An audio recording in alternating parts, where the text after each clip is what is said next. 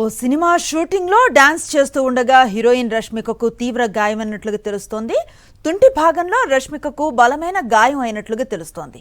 6 వారాల పాటు రెస్ట్ తీసుకోవాలని వైద్యులు సూచించినట్లుగా సమాచారం.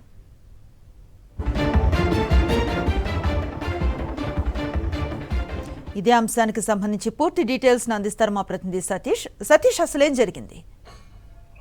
శ్రీ ఎందుకంటే రష్మికకు సంబంధించి 2 సినిమాలు షూటింగ్లు జరుగుతున్నాయి ప్రస్తుతానికి.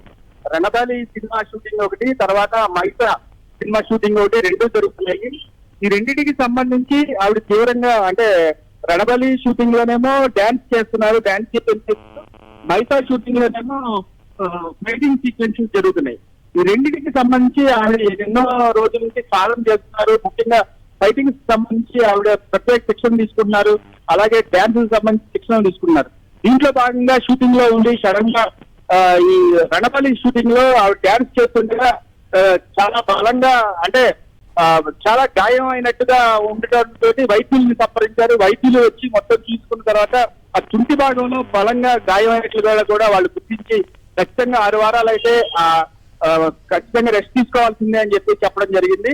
దీనికి సంబంధించి ప్రస్తుతానికి వాళ్ళందరూ కూడా ఇంతగా కష్టపడుతున్న రష్మిక దీనికి సంబంధించి యాక్షన్ సీక్వెన్సెస్ సంబంధించిన దాంట్లోనూ, డాన్స్ సంబంధించిన వాటిల్లోనూ శిక్షణ తీసుకోవడం తోటి ఇంతగా కష్టపడుతున్న వలనే ఇట్లా జరిగింది.